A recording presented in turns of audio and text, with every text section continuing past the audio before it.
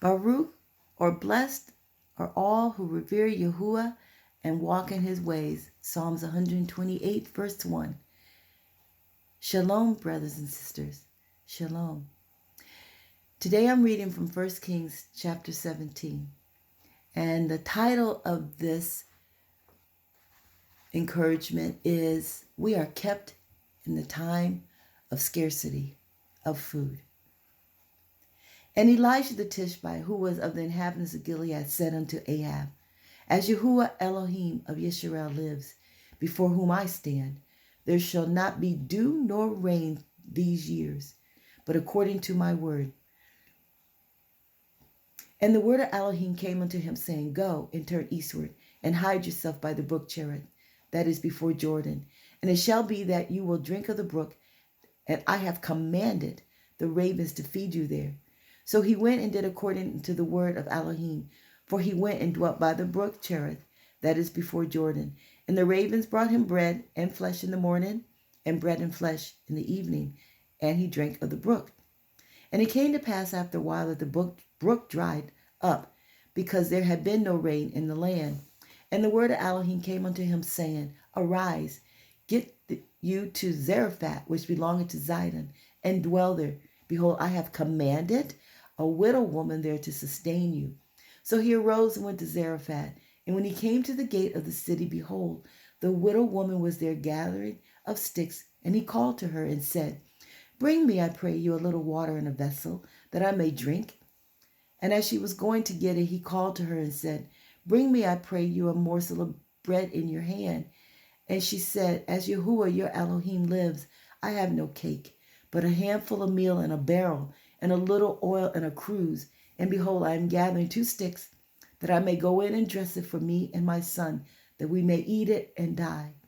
And Elijah said unto her, Fear not, go and do as you have said, but make me a little cake first, and bring it unto me, and after make for you and your son. For Elohim has said this of Yisrael, The barrel of meal shall not waste, neither shall the cruse of oil fail, until the day of Elohim sends rain upon the earth. And she went and did according to the saying of Elijah, and she and he and her house did eat many days, and the barrel of meal wasted not, neither did the cruse of oil fail, according to the word of Yahuwah, which he spake by Elijah. And it came to pass after these things, that the son of the woman, the mistress of the house, fell sick, and his sickness was so sore that there was no breath left in him. And she said to Elijah, What have I to do with you, O you man of Elohim? Are you come unto me to bring my sin to remembrance, and to slay my son? And he said unto her, Give me your son. And he took him out of her bosom, and carried him up into the loft where he abode, and laid him upon his own bed. And he cried unto Yahuwah, and said, O Elohim, Yahuwah, hast you also brought evil upon the widow whom I sojourned, by slaying her son? And he stretched himself upon the child 3 times, and cried unto Elohim, and said, O Yahuwah, my Elohim, I pray to you, let this child's soul come unto him again. And Elohim heard the voice of Elijah, and the soul of the child came unto him again, and he revived. And Elijah took the child, and brought him down out of the chamber into the house, and delivered him unto his mother.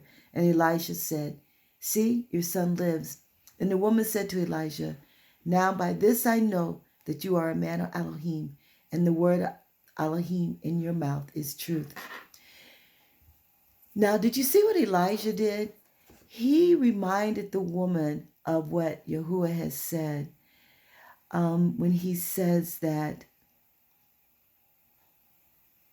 the barrel of meal shall not waste, neither shall the cruse of oil fail, until the day that Elohim sends rain upon the earth.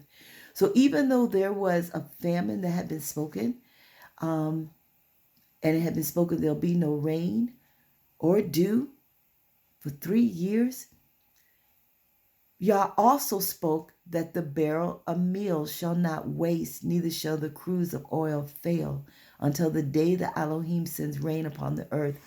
So this is what we are to do during the time that's coming, that we are to rely on the word that has been spoken, and Believe it. The woman was commanded to feed Elijah, even though she acted as though she didn't know that.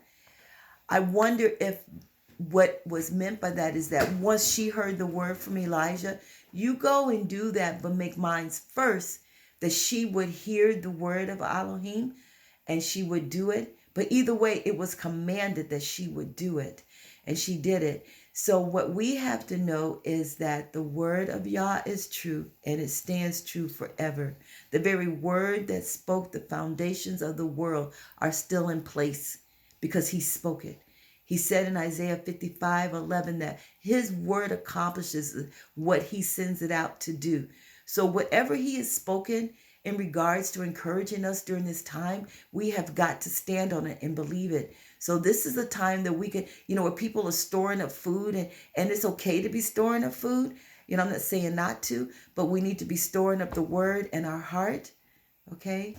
In our heart, so that we can live off that, so that we can hear. Remember, hear with the ears of our heart. So we read in Jeremiah 32:17, Yahuwah Elohim, behold, you have made the heaven and the earth by your great power and stretched out arm, and there is nothing too hard for you. And then in Jeremiah 32:27, behold, I am Yahuwah, the Elohim of all flesh. Is there anything too hard for me? So he's asking us, is there anything too hard for me? The prophet told David when he came to see him after he took Bathsheba, had Uriah killed. He said, you serve the God of such and such. Could he not have given you another woman? Did you have to go take the woman of another man? And that's how we have to remember, this is the same one. This is the same Elohim who created the heavens and the earth. The same one that has said that we shall not want if we allow him to be our shepherd, our roeh. Okay? This is what we have to know. We will be kept from scarcity of food. Now, we cannot panic if we go one day without food.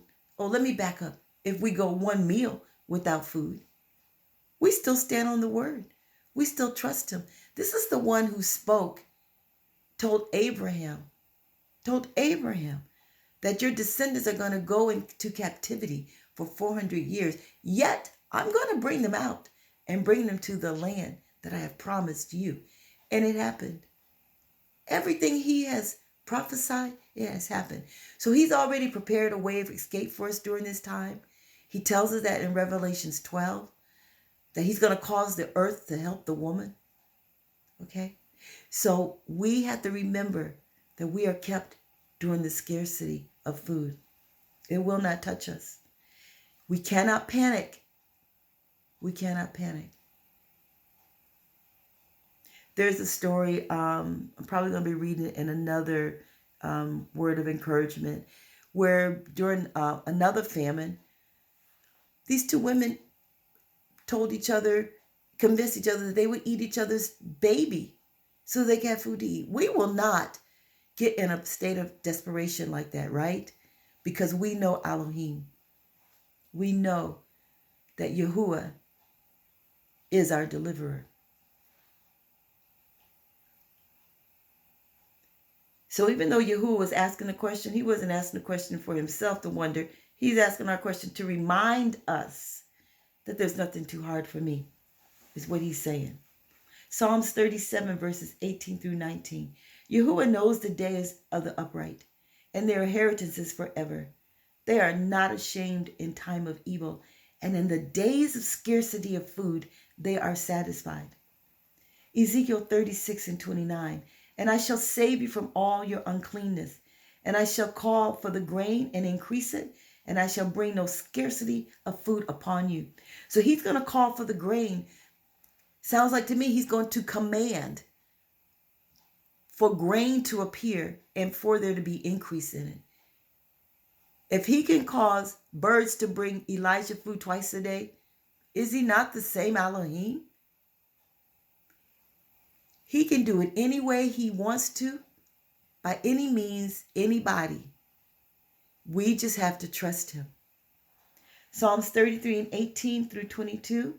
See, the eye of Yahuwah is on those fearing him. We got to revere him. On those waiting for his loving commitment, to deliver their being from death and to keep them alive during scarcity of food. Our being has longed for Yahuwah. Our help and our shield is he. For our heart does rejoice in him. For we have put our trust in his set-apart name. Let your loving commitment, O Yahuwah, be upon us, even as we wait on you. His loving commitment.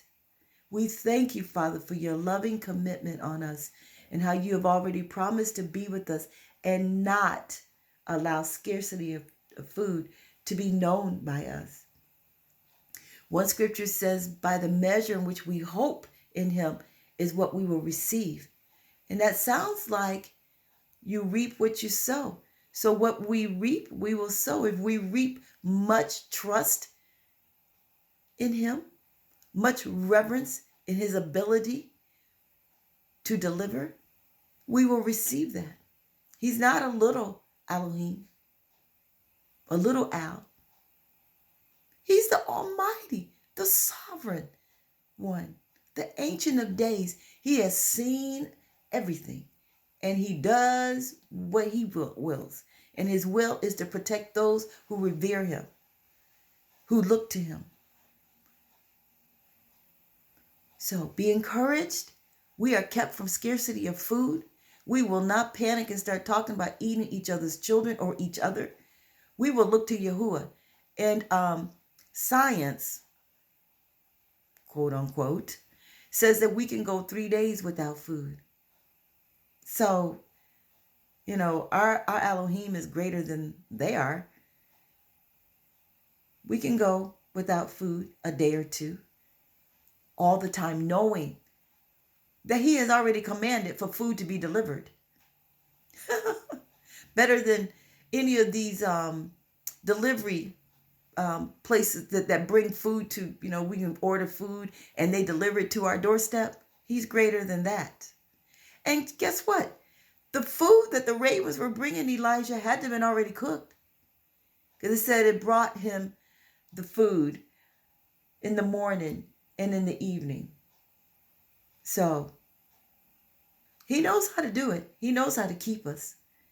Be encouraged, brothers and sisters. Shalom, shalom. Remember that we always win, and we win in Yahuwah. We have to stay connected to him. Remember, we're the branches. He's the vine. Stay connected. Let's abide in him. Let's trust in him. All right. Much love in Yahuwah for you. Stay encouraged. We win. We win. We win. Stand on the word. Get it in your heart. Store it up. Store it up. Store it up. All right. Shalom. We win in Yahuwah.